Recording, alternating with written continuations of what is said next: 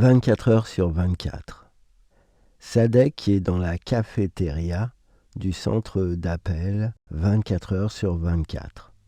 Il s'est fait un café après avoir garé sa mobilette dans le garage de l'entreprise. Avoir pris l'ascenseur pour monter au 30e étage de l'immeuble. Le temps du voyage, il a pu lire un passage du livre Jazz de Toni Morrison. Un vrai dépaysement.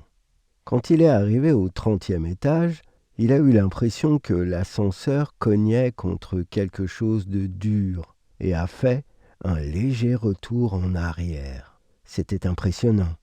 Mais à la première secousse, la petite nouvelle à lunettes et cheveux longs a foncé dans ses bras. À moins que ce ne soit dans ses rêves. Sadek a réajusté ses lunettes sur son nez et est sorti de l'ascenseur. Ils se sont arrêtés devant l'écran géant de la salle d'accueil qui annonce toutes les nouvelles de l'entreprise. La capitalisation en bourse et toutes les publicités qui entrecouperont les appels. Pour finir, une vidéo sur la gigantesque enseigne qui est visible à partir du ciel. Elle forme un bonnet, cette enseigne, des deux côtés du toit. Partage, Mew. J'aimerais bien y monter un jour. Quoi ? Comment, je veux dire ? Lui répond distraitement Sadek.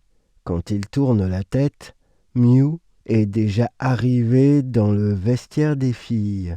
La porte claque. Porte à réparer, dit une IA qui se matérialise par le biais d'un hologramme sous la forme d'un génie concierge et bricoleur. Ça se passe juste en face de la porte du vestiaire des filles. Sadek hausse les épaules et se dirige vers son vestiaire. L'ambiance de salle de sport avec son collègue Gary qui en profite toujours pour faire une séance de musculation avant le début de leur travail. À quoi elle servirait si je ne la maintenais pas en fonction, dit le bodybuilder Gary. Pas vrai. Il va se tourner vers moi et faire semblant de me boxer. Ça va passer, Sadek. Ça va passer. Il sait que ce n'est pas bien, mais il pense à Mew. Pourquoi tu es toujours volontaire pour venir travailler le soir ? Pourquoi tu ne travailles pas de chez toi ? Lui demande Gary et les derniers collègues qui se dirigent vers l'ascenseur. L'écran de l'entrée a passé 3 chansons de Noël version hard rock pour faire plaisir aux gars. Ils ont choisi de travailler de chez eux pour Noël. Ils se feront remplacer par l'IA pendant le repas. L'hologramme IA le leur rappelle alors qu'ils entrent dans l'ascenseur.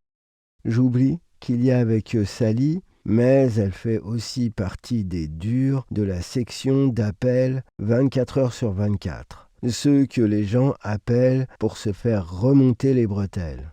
Et toi, Mew, pourquoi t'appelle-t-on ? Quel rôle joues-tu ? Joues-tu un rôle ? Sadek est toujours habillé de la même manière. Chemise blanche, débardeur à carreaux, pantalon à velours, chaussures de ville. Il achète tout dans son magasin de quartier à 486 pas de chez lui. Il pense que s'il prend encore les services exceptionnels comme le jour de Noël, Nouvel An, vacances d'été, il pourra déménager ou mieux acheter un appartement juste au-dessus du magasin. Les appartements sont insonorisés et il y a des arbres le long de cette rue. Il s'assoit à son bureau. Il a son premier café avec lui. Il est 20 heures. L'hologramme a annoncé qu'ils sont 2 à cet étage et 45 au total dans l'immeuble, 2500 en télétravail, plus les 2000, c'est le nom que l'entreprise a donné aux IA déployés dans le service et qui sont chargés de parler aux prospects de niveau 3. Ils essaient avec doigté, ils ont la mission de leur faire augmenter leur ratio de vente de produits. Vous avez tout à fait le droit, madame, de ne pas donner votre nom. j'active l'anonymat. Je suis obligé de vous prévenir que l'entreprise se réserve le droit de faire des recherches au cas où elle détecterait dans votre voix le moindre signe de détresse. C'est pour votre bien. Je vous écoute. Je n'ai pas connu mon père. Je pense que ça a influencé toute ma vie de femme.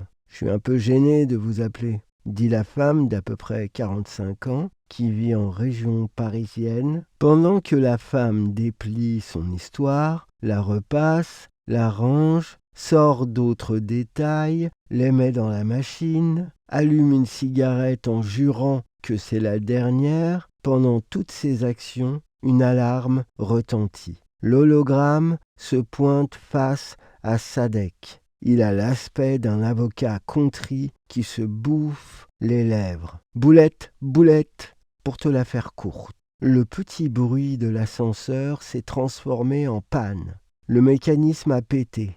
Ah, pas de bobo, personne n'était dedans. Juste un problème de ligne budgétaire qui a été oublié. Je me suis enfermée chez moi toute seule. Mon homme, parce que je ne peux pas l'appeler mon mari, est en déplacement pour son travail. Tu parles, son travail. Ses travaux pratiques, oui, dit la femme au téléphone qui habite la ville de Bondoufle. Une publicité pour les voitures très abordables dans sa condition, à des prix imbattables, avec reprise de sa Citroën à 2 pas de chez elle, livrable dans les 3 heures par un mécanicien partenaire du groupe Talbaba.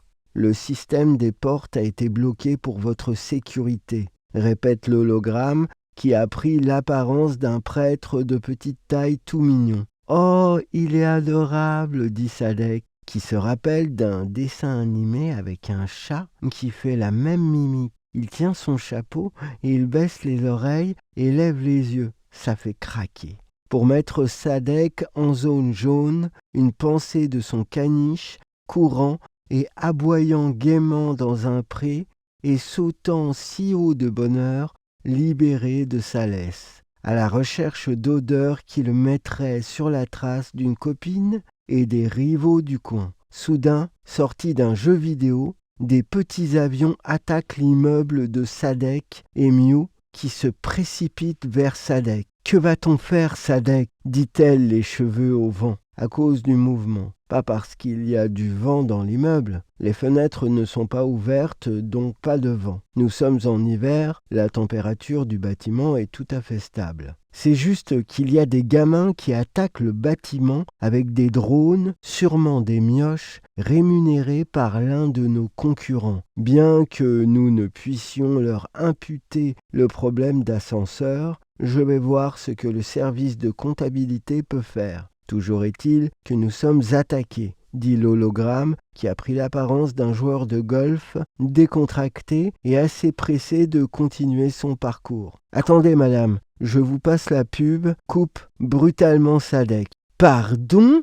lui répond Monique, qui habite aux 7 rue du Prieuré, au 2e étage, à l'appartement 19, qui est en robe de chambre avec des bigoudis sur la tête, en train de regarder un film romantique pendant que ses enfants sont en boîte de nuit et dansent à côté de nanas qui ne sont pas les leurs pendant que leurs petits copains trépignent. C'est l'enfer. Dans l'immeuble, des centaines de drones le criblent d'impact. Mew et Sadek courent dans les escaliers, dont Mew a défoncé la porte avec un extincteur. Sadek regarde en direction des étages inférieurs, mais Mew l'entraîne vers le toit. Cette fois-ci, Mew laisse Sadek faire. Sadek a une chance pas possible. Il pousse la porte qui était ouverte. Il s'essuie le front, il prend la main de Mew.